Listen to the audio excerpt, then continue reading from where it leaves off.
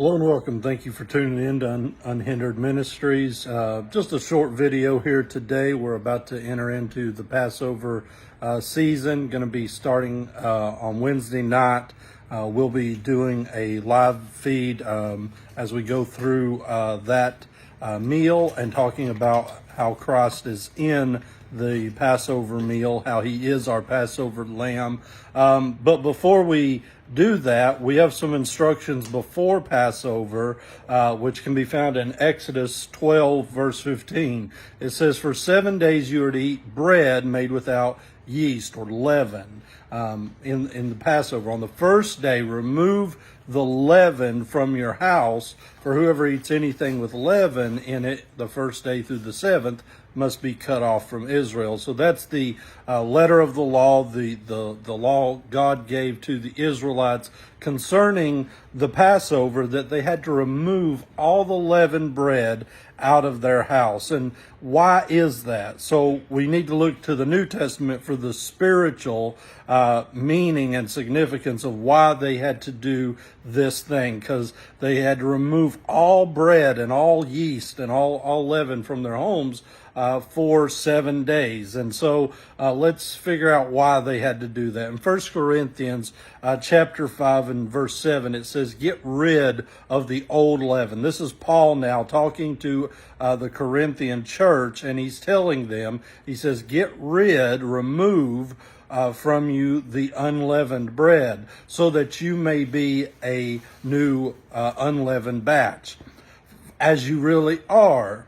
For Christ, Jesus, the Messiah, Yeshua the Messiah, our Passover lamb, has been sacrificed for us. Therefore, let us keep the feast. Now here we've got a New Testament letter to a New Testament church telling us to keep the feast, not with the old leaven of malice and wickedness, but with the unleavened bread of sincerity and truth. So here Paul says, let us keep the feast. But here's what it symbolizes with getting rid of the unleavened. He says, not with the old leaven of malice and wickedness, but with the unleavened bread of sincerity and truth. So while we're removing the physical leaven from our homes, we ought to internally realize that it's a representation of wickedness and malice. It's a representation of sin. And so my prayer today is that as we look to this season, as we look to Passover, that we can remove out of our hearts any wickedness, malice, sin, anything that might be in us that makes us leavened in the spiritual sense. And leavened is full of hot air. It's full of nothing. It's something that rises. And a lot of times if you eat something leavened, you might be eating a lot of hot air, a lot of nothingness. And so we don't want that. We want our lives to be pure. We want our lives to be sincere and to be what God would have for us to be. So these are representations. These are symbols in the Word. The leavened bread represents sin and wickedness, whereas the unleavened bread represents sincerity and truth. You get what you get. It is what it is. The unleavened bread also represents Christ. It represents his body, because he's the one who came in sincerity and truth. He's the one who came with no leaven in his life, no hypocrisy, no malice, no wickedness. And on the the day before the Passover, when he had his Last Supper, he broke the unleavened bread and he said, "This is my body." When we look at the unleavened bread, we see that it has holes in it. The way that they prepare it for Passover, they punch holes in it when they bake it, and they also stripe it.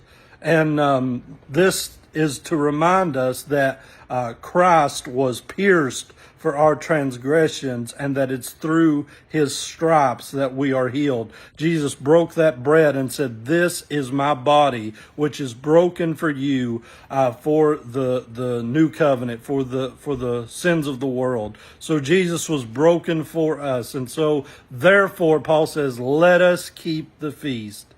because Christ, our Passover, is sacrificed for us. So let us cleanse out anything in our lives that shouldn't be there, any thoughts in our life that shouldn't be there, anything that might be hindering us from being pure and sincere. Let us cleanse that out. Let us ask God to search us, and as we search our homes, and a lot of times the Jews, they'll leave a little bit of leaven in a cabinet for the man to find, because it's really an activity mostly of the women and the children, but they'll leave a little bit for daddy to find so that he can participate in that and sweep out the leaven out of the house. And how good is it to have nothing of the world, nothing of sin, nothing standing between you and God? That feels good. It feels good when there's no guilt, when there's no shame,